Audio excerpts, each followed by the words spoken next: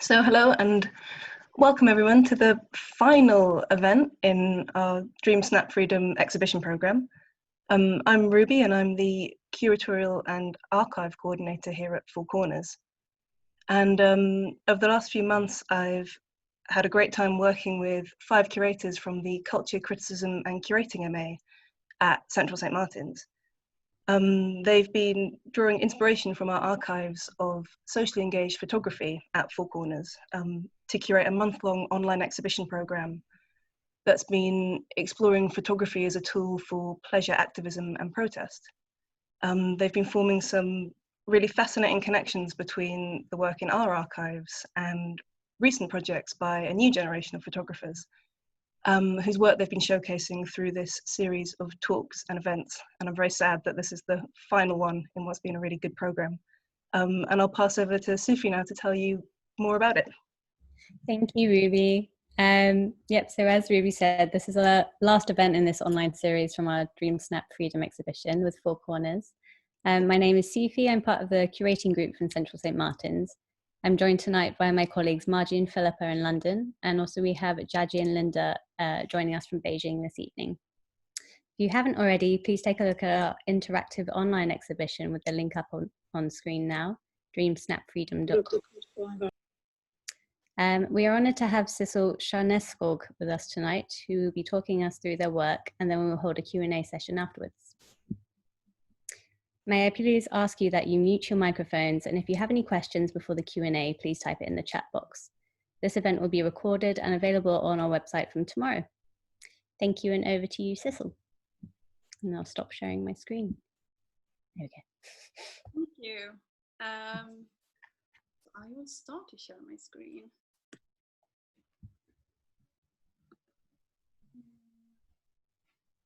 Let's see, you need to let me share my screen. Yeah, perfect. Thank you.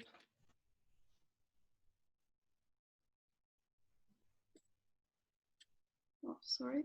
Forgot about the sound.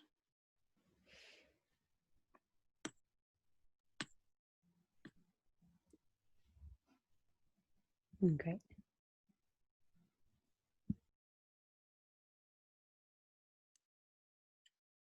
There we go. Yes, my name is Sissel Karneskog. I am a RCA alumni that graduated this year in fashion design. So I am very happy to be here to talk about photography because it's not necessarily a line of my work, but I work a lot around imagery in many ways. So I'm going to talk through how I work with images because I work a lot with illustrations and so forth as well. So a summary of my work. This is a visual argument that explains that there is a lot to learn, but so much more to unlearn. By expressing the human physical body, emotional body, and how those challenge the body of society, not only exploring a constructed narrative, but more so speaking a truth. I'm just one voice of my community. I speak for them, fight with them. By being a non-binary queer identity, there is still so much work that needs to be done in order to exist in a world of respect, inclusion, and acceptance, a world that is equal. I don't define my gender identity nor my sexuality, and I don't define my practice in one singular description. Design interacts with the human, and in the same way I interact with design. My practice is a constant exploration on how we express and how it is received.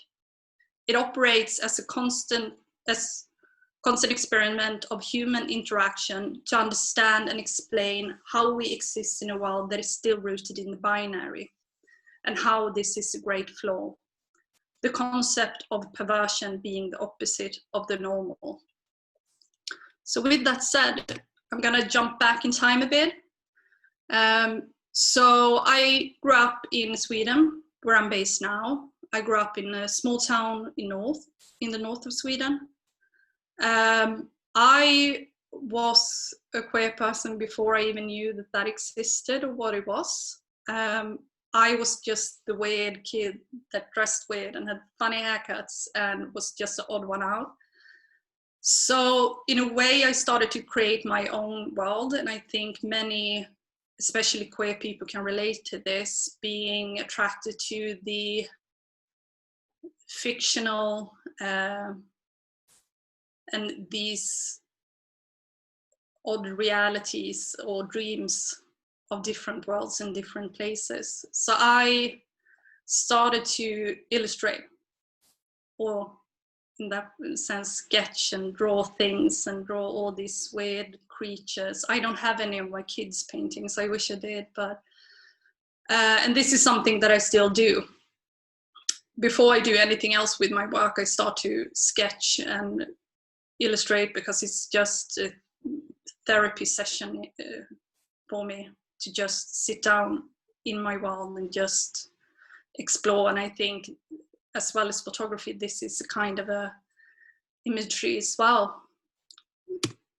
So in different ways to work with both the physical and the digital world as well. Because now the world is evolving into exploring what actually is real. We have the digital reality, especially now, that has evolved, but we also still have the physical. So I have this world that I create myself with all these illustrations of these odd creatures and chimeras, but then moving away from that small town and finding my community and finding my tribe, finding my extended family and my people, you find this urge to create your own safe spaces.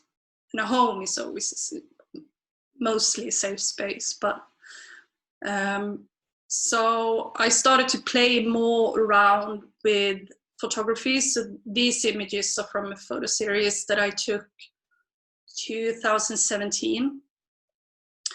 It is of my best friend and their partner. And there's something interesting, just because I have always been drawn to fashion and how we dress, because it's been a tool for me in order to express. And I think it is one of the most powerful tools also to communicate. Even when it comes to the t-shirt being one of the strongest political statements you can wear, I think that the denims are a very fascinating, like throughout history, and in the same way fashion works with photography of acting like a timestamp. So here we have, these images were taken in a very lovely intimate moment with us three having a lovely breakfast and just taking some images. My friend here is wearing my jeans. So it kind of creates this lovely moment of just queerness and safety and love.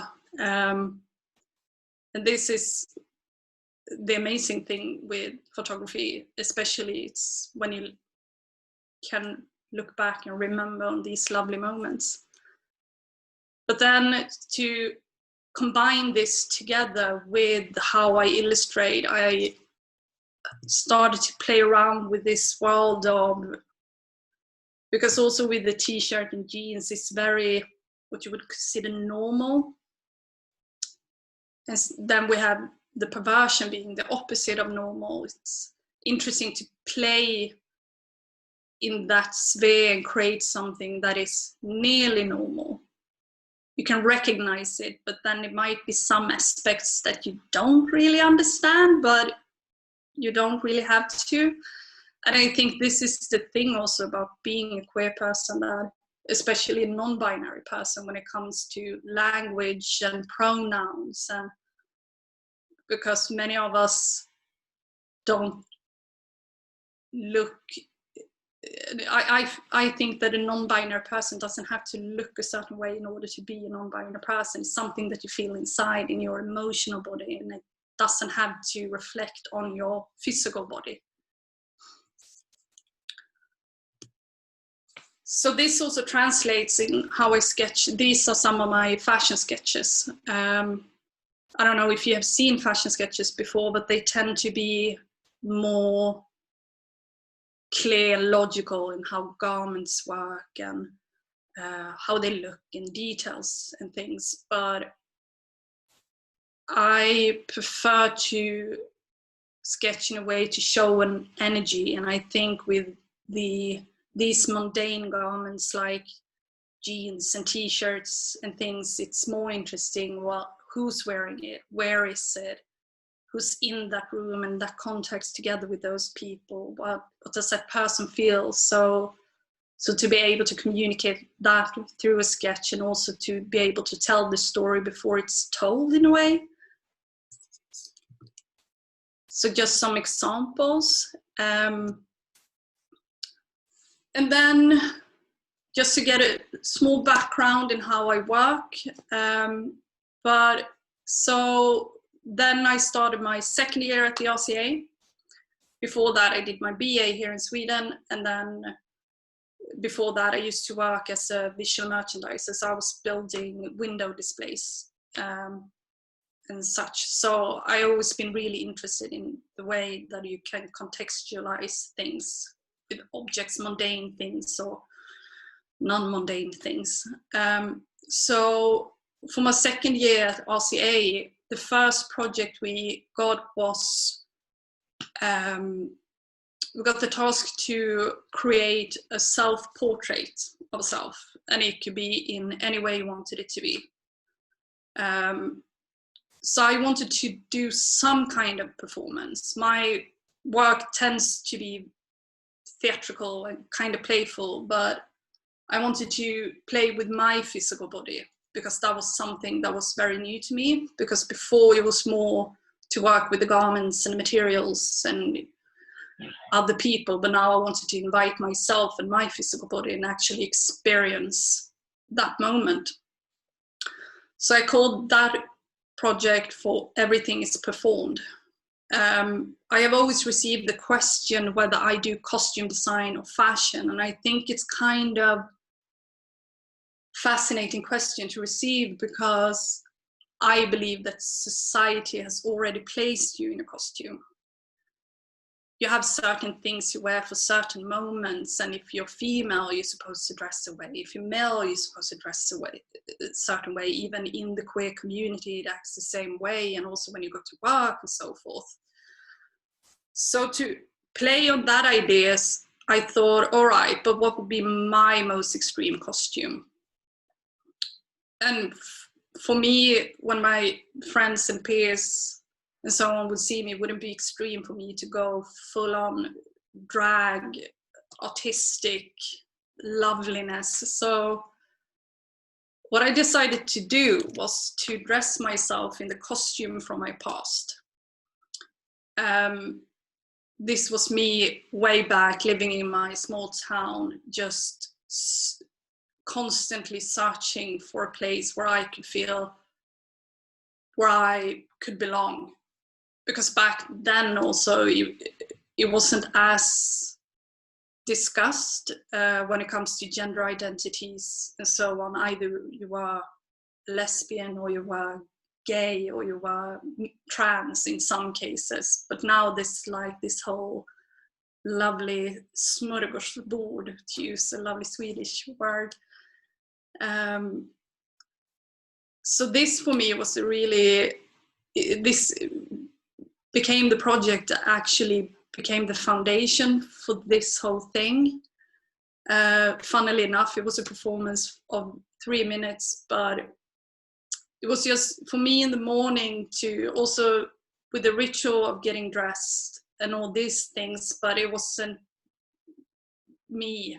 I was wearing the same clothes as I usually do, but to put on makeup and put on this wig and do this, and people didn't recognize me, and people spoke to me differently, people acted towards me differently, because I decided to keep on wearing this costume throughout the day. It became this kind of like social experiment, and it was so strange, because I was feeling like I was wearing a costume. There is none of that left on me, but also to go back and explore these materials as makeup again which I feel now no longer is rooted in binary. If you look through like YouTube and see with the beauty influencers you have there, the ones that are on top of the game are mostly queer people. So to try to work with like the same way as I do with illustration, to create characters and things, to even like create characters with myself, but still stay in this like nearly normal, just a little bit off space, was a really strange but cool experience to go through. But then, of course, since it was a graduation project, the process kept on going. So I thought, all right, so what I changed with myself was my face. So it was makeup and I had a wig on. So how could I create a queer version of this from a queer perspective? And I think hair is a lovely material, also something in the same way that you dress that you use to express yourself with, but something fun to try to make my own wigs, because I do love craft. So these were the first ones that I came up with, and if we look back again on the images that I took of my friends wearing my jeans, these are also two of my very great friends, and they came to visit me in London, and in the same way we had this just lovely experience, and they put on my t-shirts and I just put makeup on them, and we took some lovely images together. But then lockdown happened. So my plan was to include my community visually as well in my work, but now it became really hard because I spent lockdown in London. So no longer up, because my home that I had there was just a home for a moment, so it wasn't fully my space. Also, I was alone, and so moving from having a very physical interaction with people, even walking to the studio and all those things, you were alone, and all you had in order to communicate with anyone was a screen. So, and I couldn't work in the same way as I do with illustration, so I didn't have a sewing machine, so I couldn't do anything. So I started to work on myself as a canvas, and also that instead of working with the performance in a physical space, it became, the screen became my stage. Needs ways to explain it. So I started to document all these interactions, because when I was putting on my makeup and all that stuff, I did it while I was interacting with my community, and it was all friends from home or friends in London. So I'm gonna play a video that is also up on the website now. But this video also explains my work a bit more in detail.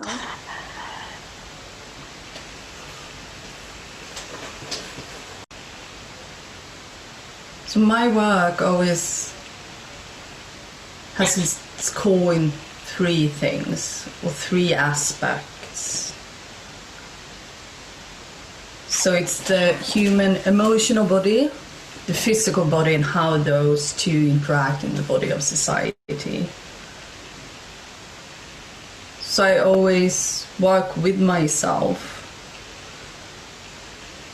in all these aspects, and I want to convey all sides of myself. So even though the topics that I discuss can come across as provocative, jarring, some cases wrong, it's often misunderstood. Previous times I included the physical body, but not my physical body. And it was during the Mirror project, especially, where I decided to do that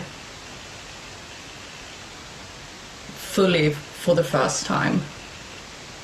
I always have received the question of if my work is more towards costume than fashion.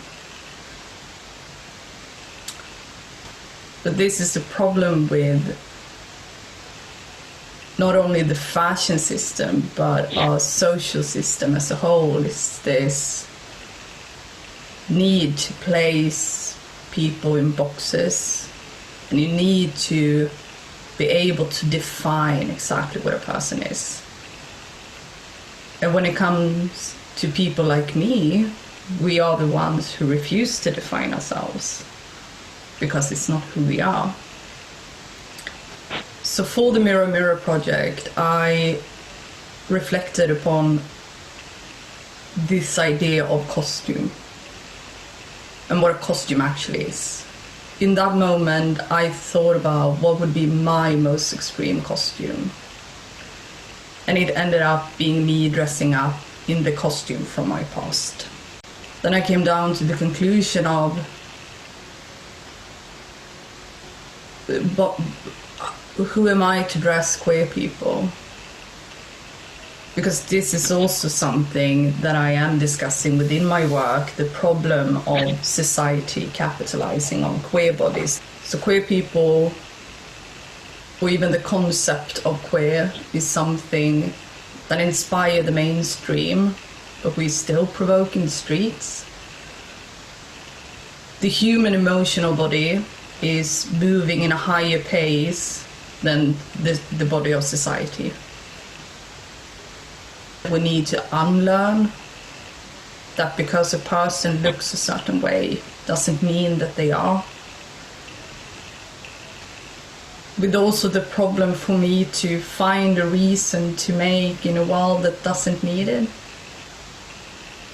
The garments became secondary but are a part of a whole, because clothing is the most intimate objects we own. So with this moving forward, it was really difficult and hard to be placed in this situation. It's a situation that no one has control over. And all the interaction I get now, since my work is around the body of society, social media and the digital has always played a big part in my research process.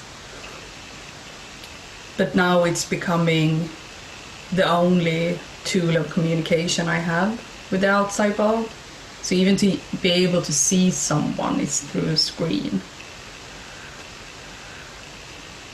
So with this series of films that I have, it's during times where I have had interactions with my community and the people that have similar emotional body as myself.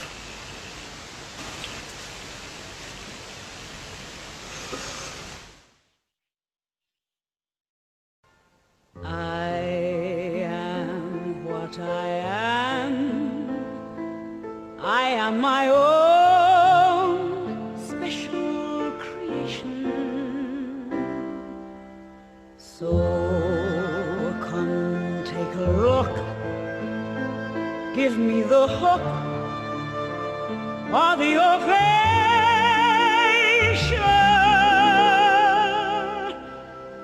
It's my world that I want to have a little pride in.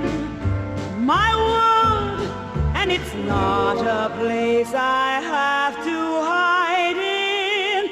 Life's not worth a damn till you can say, hey world, I am what I am. I am what I am. I don't want praise, I don't want pity. Bang my own drum. Some think it's nice, I think it's pretty. And so, if I love each feather and each spangle, why not try and see things from a different angle? Your life is a sham till you can say, hey, what I am, what I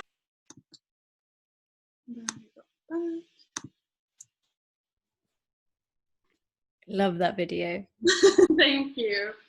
Yes, that video was actually a part of the process. It was, I did it before, I think it was before Easter. So then it was again moving forward and evolving. So the title for my whole project became I Am Them. And it's quite funny how that came to be, because when I did the first performance, I was just fed up with people misgendering me. So I had this banner on the wall that said, one non-binary identity dressed in the costume created by society, and then I just wrote I am them. But especially during these times, it became more, and it became more for myself as well. So yeah. That was really good. Sorry? That was just amazing to watch. It's really nice to have you here to, you know, explain more about your work. I just want to say to everyone, if you have a question, feel free to use the raise your hand button if you want to take the microphone, or feel free to type a question in the chat. While we wait, I've got a question for you. This is quite an obvious question, but looking at your works, it really reminds me of obviously the 1970s and 80s punk movement and the New Romantics. Was that something that you were inspired by? Was it a conscious decision, or? No, it wasn't really a conscious decision. I can see that you asked that. It's quite funny, like when I work with my inspiration for basically everything that I do, I rarely look at reference images. Because I want to, I don't know, I want to have a clear head as possible. So I use a lot of like social media, but of course, like everything else, like things and trends come back, and we have seen that through fashion and everything else throughout time. So I can see that you are making that correlation. Connection. Yeah, there's actually an image in our exhibition from the Format Photographers Archive, and it was of an image of this punk person at the Clause 28 protests. Mm-hmm. And just the makeup was very similar to one of your videos actually, so it was quite a nice reflection and yeah, parallel. That's great. I don't mind. I also have a couple of questions if no one wants to take the mic as yet. So with your work, I kind of feel it does flow into fashion activism and craftivism as well with your wigs. What would you say, what's the main message that you want to give to people with fashion activism and craftivism to do with like identity? I think what the world needs in general is for people to tell their stories and just be honest and not to be scared. And also I feel when it comes to activism, it can be as simple as breathing, you know, so it's because it's just the word is so stigmatized, and it's something that people are afraid of, and you are afraid of taking on the responsibility, but it should be more just sharing and wanting to make the world a better place. And the way to do that is together. Because it's basically, for me, it's all I do is I just tell my story, and I try to have as fun with it as possible. It's not like I imagined that I would be making wigs as a graduation project at the RCA. But I had a great time doing it. It was amazing. Absolutely. That's actually what counts as radical play, right? So it's celebrating an identity that has otherwise been oppressed and making the most of it and having fun with it. Yeah. Mm-hmm. Because it's also like, I've been so frustrated and angry, and even like what this grew from was like pure frustration, but also, I don't know, I prefer not to listen to angry people. So to make it more fun and just start to communicate more with each other. And also people need to not be scared, but also just more open-minded. But I think also, if you don't want to do an activist act, everything is fine. Just be a supporter, be anything. An ally, yeah. An ally, or even an ally in training, you know? You don't need to know anything, because I think especially, I don't know, with everything that's going on now, I think some people might be scared to take it on because they don't know enough. But everything is out there. It's just try to connect with people. It's easy and people want to. Great. Yeah, I agree. Does anyone else want to ask a question? I have a question. I'm Maggie. Thank you, Sissel, for the presentation. I was really curious about the notion, the process of unlearn. Mm-hmm. If you can explain a little bit, you know, how do you... Yeah, it's actually, now I'm trying to remember the song, but I was listening to Spotify and this song came up and they were singing about unlearning. And I feel when it comes to knowledge, or the concept of knowledge, and also that you get fed with information constantly, you get kind of fed up.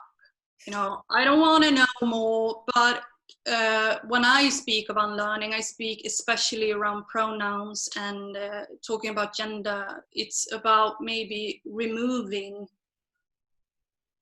the assumption of someone being having a gender that they don't have, and maybe start to talk to people, because a lot of, like, when it comes to queerness and many other things, it's about the language that we use. So try to maybe use their name instead. So maybe try to unlearn the idea of using pronouns as the first thing you use to refer to a person, I would say. Or assuming their gender. Exactly. Yeah, it's a difficult thing, unlearning. It takes time, but as long as people want to do it and are in the process of doing it, then great. Yeah, it's completely fine to fuck up, you know? It's just, as long as you like, just try, you know? Thank you. Does anyone else want to ask a question? Chat is open. I want to ask, so I would like to ask, what is your opinion about the fashion and artworks? Because sometimes fashion and art, they like can collaborate with each other, and sometimes they are in kind of opposite way.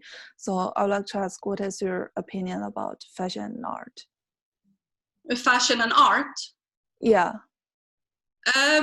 Opinion about fashion and art. I think, especially now when it comes to fashion, it's a concept that kind of is flickering, and it needs to evolve quite fast.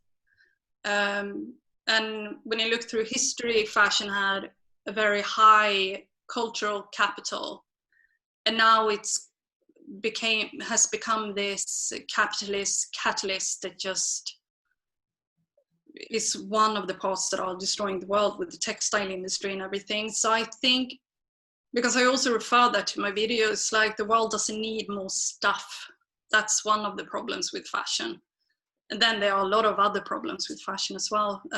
But I don't think the fashion and art are the same thing. Is that kind of what you're asking? I think they are different things, but I think also when it comes to art, there's so much about how it's contextualized. You can even take a coffee cup and put it in an art space and it's art, you know? And it's wonderful, it's amazing. And fashion is moving into more art spaces. So I think because fashion is an amazing craft and I think it should be valued as art, but it's also choice up to the maker of it, I would say. I feel like fashion is also somehow a part of like wearable art in a way. And also what you were saying about fashion being costume was really interesting, because I feel like it is a costume. You're putting on clothes in the morning to Exactly. an identity that you want others to perceive you as. Yeah, and I feel it's very old to say that fashion and costume is supposed to be that different, because even if you look at theater now compared to way back, then of course it was a big difference. But now even in theater, people are wearing normal clothes, so it's not that different. So it's just the idea of exploring the costume and what it, because I feel it's a funny word to use, that it's supposed to be something wrong within fashion. Yeah, I agree.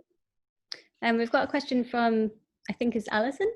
I have a question about how you think your work sits in the exhibition or in relation to the work Four Corners does. I think I was really honored and really surprised to be a part of this. I don't consider myself a photographer in any way. And also especially with this work, since I didn't have, my plan was to do a photo series at the end, but it's like all the images and all the films are taken with my camera. But I think it's a very good way to react to have an exhibition in this way, to do it in how we take images today, because we have all this, everything with social media and it's something that is very more, it's very common now, and how it sits within the exhibition. I hope you think it sits good within the exhibition. I think I have a place within the theme of the exhibition, and yeah, I'm really happy to be here. Oh, we're happy to have you. Yeah, I mean, we all unanimously loved your work as soon as we came across it on the RCA graduate website. What we really loved about your work is that it just encompassed radical play, and you captured that through your use of photography and film, which is obviously everything that we want standing in our exhibition. So I just think it worked really well, and yeah, we're really happy to have you doing this talk tonight. So thank you very much. Thank you. Does anyone else want to ask a question? Alison, do you want to take the mic?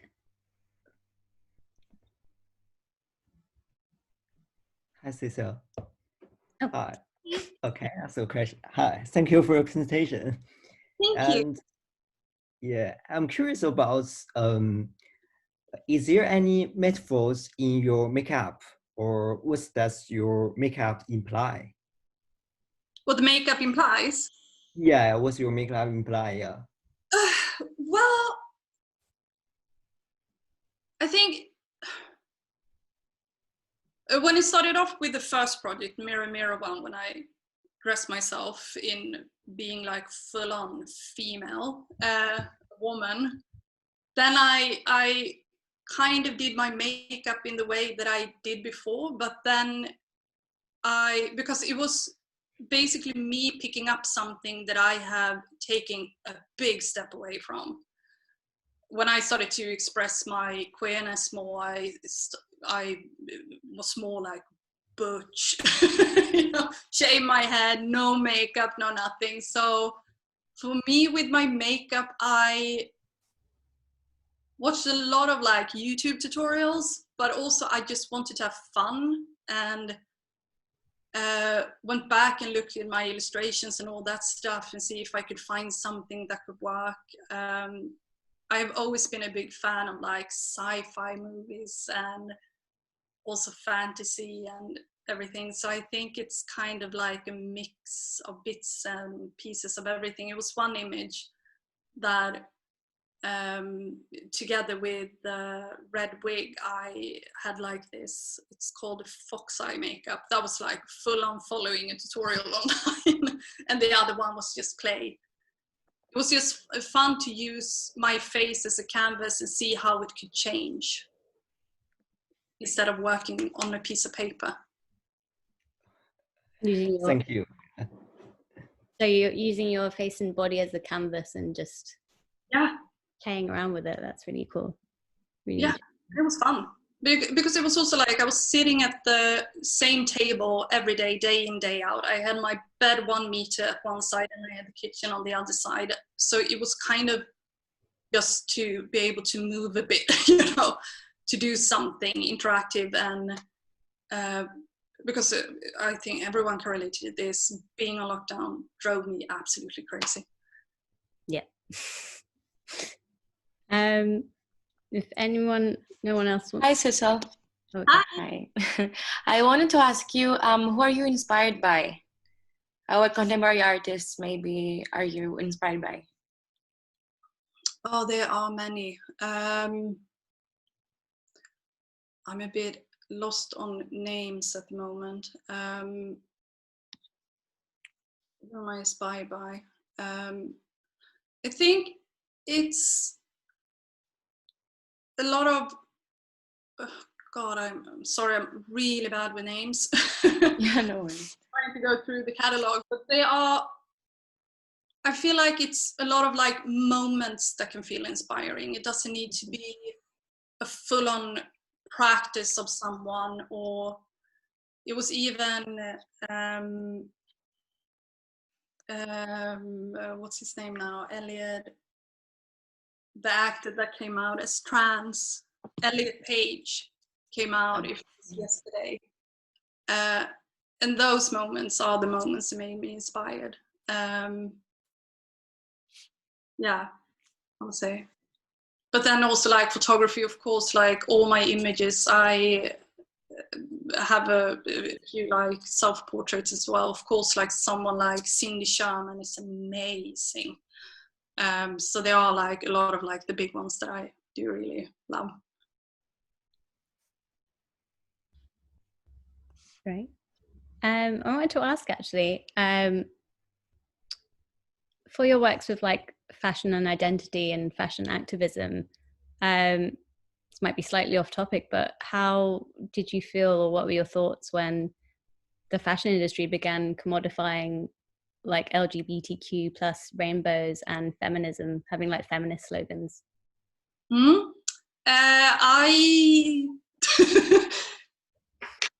I think it's quite bad. I think in some cases they are doing a great job because they are doing it to give back to communities or support others, but many times it's just capitalizing on crisis. Yeah. So I think it's quite, I think it makes me quite ill, to be honest. Well, if you see like runways in Paris with the pride flag and feminist logotypes, and it's something that either feminist or a queer person can't even buy. Yeah. It was even like one time when I walked into Marks and Spencer's, they had a pride sandwich and it wasn't even vegan. I'm like, what? So it's, yeah, I think it's wrong. And it was even with the pandemic started, all these big fashion houses started to make like face masks straight away in order to capitalize on the crisis. And now it's great if they are doing the ones that work, but yeah, I think it's I think it's a kind of a big problem. Yeah, it kind of folds into that capitalist way of living and thinking, which doesn't quite work for everyone, but unfortunately we all have to. tricky because everyone is kind of benefiting on it, but it's you have to think about to what extent. Mm. And especially when it is like these big companies or fashion houses that have money, do they need to capitalize on this as well? Or can they give back?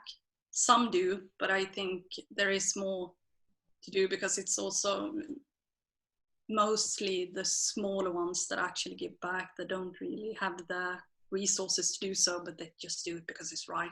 Yeah, ethical. Yeah. Yeah. Agreed. Does anyone else have any questions for Sissel? Yeah, ask a question. So yeah, first of all, I think definitely the work has just going back to the previous question about having relations to Four Corners Archive. Absolutely, I think the way, you know, using visual culture to kind of communicate and educate issues, there's definite trajectories there with the work that was being done in our archive. But at the same time, it's quite interesting how the conversations developed and language has changed, and, you know, terms like LGBTQ and queer don't come up in our archive, even though people were dealing with those issues. It's interesting to see how the conversations kind of progressed and developed. Yeah. But my question actually was, has the reception of your work, is it different in Sweden to the UK? And I'm thinking particularly the term I am, them, linguistically, whether, you know, does it translate? Is it the same? Does it have the same sort of weight?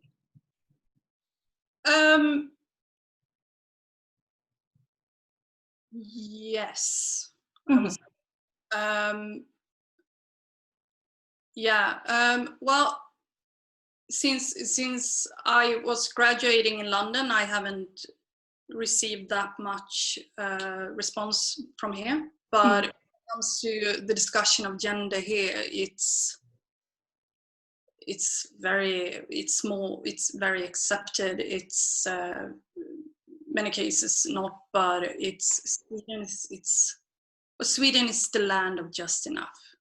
We are kind of fine with most things, you know, not too bothered. But yeah, so I think because even with like my work before, I have always discussed about queerness and the non-binary identities and all that stuff, and it has been really well received.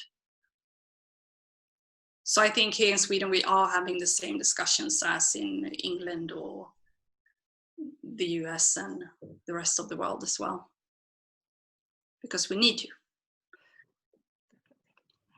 Is Sweden more like forward thinking than somewhere like the UK, apart from London? Well, the thing is, I lived in London for 2 years. So I haven't been around in England that much. So it's a hard one to respond to. But I don't know. It's like everything that has been going on in the world with attacking trans, attacking everyone about racism and all that is happening everywhere. Because if we just look a few years back, Sweden was just fine, it was just enough, it was quite chill. But when everything started to like explode in the US, the same thing happened all over Europe as well. So it's going on here as well. And it's weird because it was a few years back, I always felt safe, you know, being everywhere, and then you started to hear things, you know, and it's like, oh, what? What's going on? So it's even, but also I think because negativity is always going to exist, and I think you need to see it in order to know that you need to work against it. And I think that was maybe one of the cases here in Sweden. No one just spoke up, but then they got a voice, but then the good voice needs to be even louder. Yeah, very true. Okay, I've got one last question. What do you have planned next? What's next for you? Life. Yeah, I've been studying now for 6 years straight. So graduating this time and also now being back home and all that stuff, I'm still figuring it out. Since what I do is not really defined as a specific thing. I think I'm gonna work on different kind of projects, more project based instead of, because it's even like with my final work, I made one suit and a few wigs as a graduation collection. Because I don't believe in working in collections in the way as fashion has done before. I even did that on my BA, and they are packed up in boxes just laying there, and that's not even fair to the work. So I am figuring out what I'm gonna do. Great. Seeing what's gonna happen moving forward now, because yeah, it's been on hold for a while now. I don't think that anyone expected the pandemic to go on for this long. So I think also what happens in these situations, that new opportunities appear and you start to create your own, and you react to the time. We'll see. Well, fingers crossed for you. Thank you. Great. Well, does anyone else have any last questions? What time for one more?